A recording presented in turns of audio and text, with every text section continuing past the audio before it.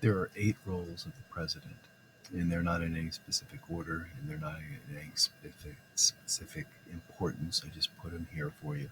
The chief executive role basically is where the president will execute the laws of Congress. So Congress passes the laws, and the president will make sure that they're enacted.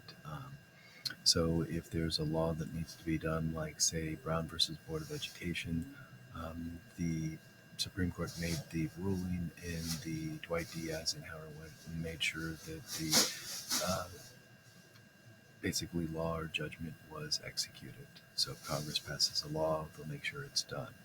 Um, Chief of State, the president is the head of the country, will receive ambassadors, will appoint ambassadors, and actually um, negotiate with other countries and have state dinners and invite guests and go as guests in other countries. He is the chief administrator.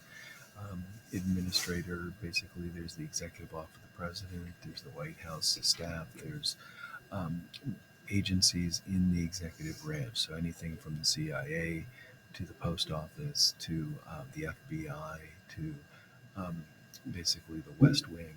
The chief administrator, he runs the actual office of the president. The chief diplomat relates to him actually going or her going to meet with other presidents or meet with other heads of state to have them come to the office. It's kind of like the chief of state, but he's actually meeting and being a diplomat in negotiating with other heads. Commander in chief is related to the army. He is or she would be in charge of the military and would basically um, nominate people for offices. He would make rules in the military. He would um, basically be in charge of the military, and it's got very vague powers for that.